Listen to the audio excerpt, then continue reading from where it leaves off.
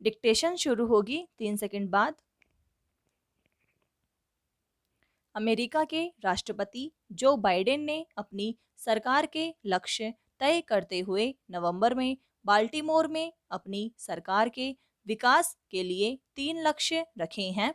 वस्तुओं के दाम कम करना, यह सुनिश्चित करना कि आवश्यक वस्तुएं बाजार में प्रचुरता से उपलब्ध हों और अमेरिकी नागरिकों के रोजगार वापस दिलाना, स्टॉप।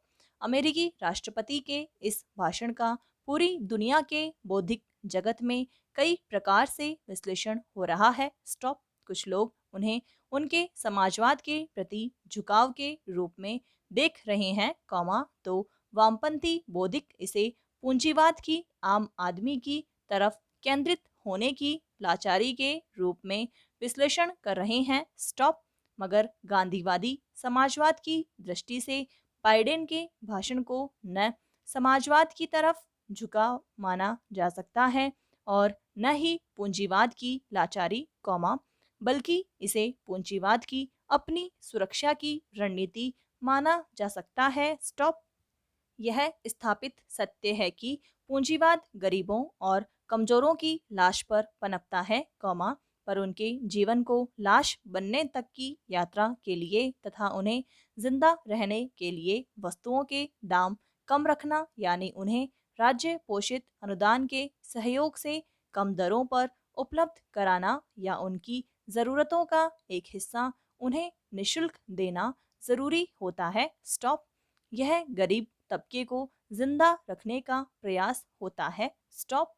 मध्य वर्ग को भी खुश और प्रलोभित करने के लिए बाजार की महंगाई कम करना, प्रचुरता से आवश्यक सामग्री उपलब्ध कराना जरूरी होता है, स्टॉप। पैरा।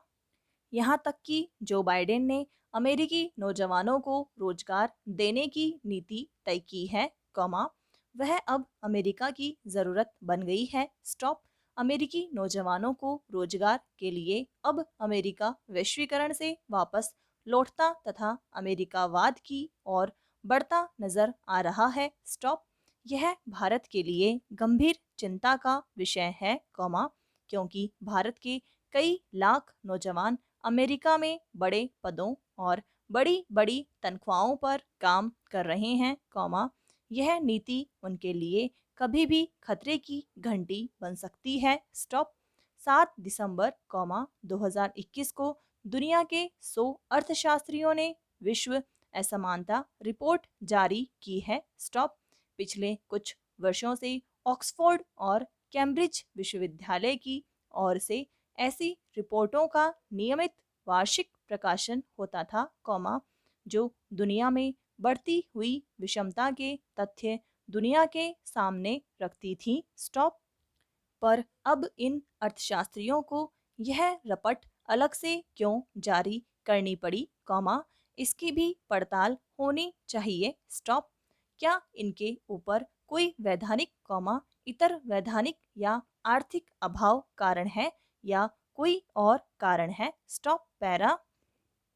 बहरहाल, 100 अर्थशास्त्रियों की रपट में भारत के संबंध में जो आंकड़े दिए गए हैं और जिनका कोई खंडन भारत सरकार ने अभी तक नहीं किया है, वे चौंकाने वाले हैं, स्टॉप। इसके अनुसार भारत की 50% आबादी यानी 65 करोड़ लोगों की कमाई इस वर्ष 13% कम हुई है, स्टॉप।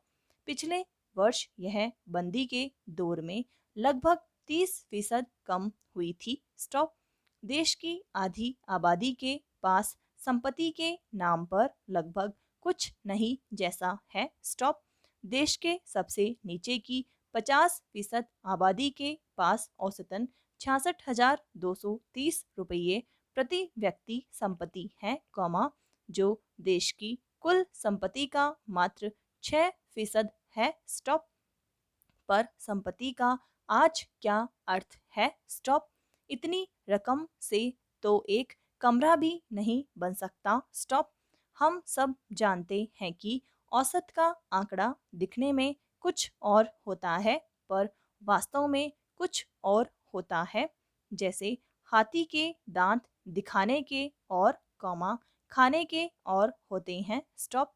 जब गरीब की संपत्ति का औसत निकाला जाता है, कॉमा, तब उसमें अमीरों की संपत्ति भी शामिल होती है, कॉमा, जिनके पास लाखों करोड़ की संपत्तियां हैं, और अमीरों की संपत्ति का औसत निकालते समय ये 50% गरीब भी शामिल होते हैं, कॉमा, जिनकी कहने को औसत संपत्ति 66,000 के आसपास है, कॉमा, पर वास्तव में वह 6,000 रुपये की भी नहीं होती। स्टॉप।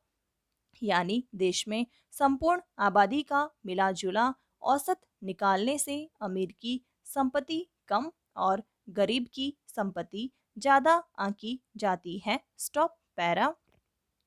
देश के मध्य वर्ग, कौमा, जिसकी आबादी लगभग 20 करोड़ बताई जाती है, कौमा, के पास औसतन 7,29,000 प्रति व्यक्ति की संपत्ति है, कौमा, जो देश की कुल संपत्ति का मात्र 29.5% है। स्टॉप।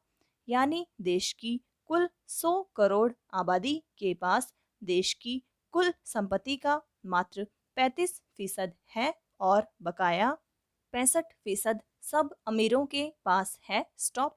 जो देश के शीर्ष संपत्तिवान है, कौमा, उन 13 करोड़ लोगों के पास औसतन 63,54,000 रुपये प्रति व्यक्ति संपत्ति है, कौमा, और देश के 1% पूंजीपतियों के पास औसतन 3,24,49,000 रुपये की औसत प्रति व्यक्ति संपत्ति है, कौमा, जो देश की कुल संपत्ति का 33% है। Stop para. ऐसी ही स्थिति आमदनी को विषमता की है। स्टॉप।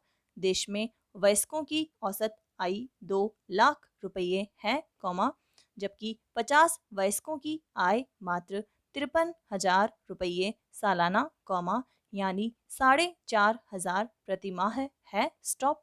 यह भारत की विषमता की तस्वीर है। स्टॉप। पर पूंजीवादी दुनिया और प्रचार तंत्र विषमता को मिटाने की या समता की चर्चा से बचना चाहता है। स्टॉप। क्योंकि वह जानता है कि समता की चर्चा उसके लिए काल बन सकती है। स्टॉप। देश में पिछले 2 वर्षों में रोजगार तेजी से घटे हैं, कौमा, जबकि भारत सरकार अर्थव्यवस्था के विकास का दावा कर रही है। स्टॉप। सरकारी पक्ष का कहना है कि हमने न केवल महामारी के दौर को पार कर लिया है, कौमा, बल्कि महामारी के पहले देश में आर्थिक विकास की दर 7.1% थी, कौमा, अब उसे पार कर विकास की वृद्धि दर 8.4% हो गई है। स्टॉप। अब एक तरफ आर्थिक वृद्धि की दर 1.5% ज्यादा बताई जा रही है, और दूसरी तरफ रोजगार कम हो रहे हैं, कौमा, इस रहस्य को समझना होगा। स्टॉप। अनेक वैश्विक संस्थाओं के आकलन के अनुसार पिछले 2 वर्षों में 12 करोड़ से अधिक रोजगार घटे हैं, और 2025 के आते आते लगभग इतने ही रोजगार और कम होंगे। स्टॉप। यानी 25 करोड़ लोग नए बेरोजगार हो जाएंगे। स्टॉप। यह कैसा विकास है कि अर्थव्यवस्था उछाल मार रही है और बेरोजगारी छलांग मार रही है। स्टॉप।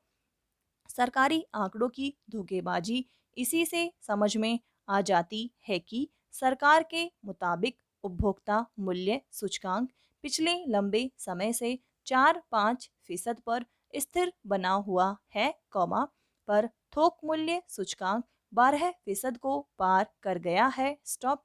अब अगर थोक मूल्य बढ़ेंगे तो उपभोक्ता मूल्य सूचकांक अपने आप बढ़ना चाहिए। स्टॉप। दरअसल, कौमा, यह सरकारी पक्ष का तितरफा षड्यंत्र है। स्टॉप। पिछले 2 वर्षों में भारत सरकार ने लगभग 8 लाख करोड़ रुपए केवल डीजल पेट्रोल के दामों के कर में वृद्धि कर कमाए हैं, कौमा, गैस सिलेंडर आदि के दामों की वृद्धि तो अलग है। स्टॉप। एक तरफ सरकार का डिजिटलाइजेशन का कार्यक्रम और दूसरी तरफ रिलायंस और अन्य मोबाइल कंपनियों द्वारा एकदम बढ़ाए गए इंटरनेट की दरों की दुर्भिसंधि को समझना होगा। स्टॉप समाप्त।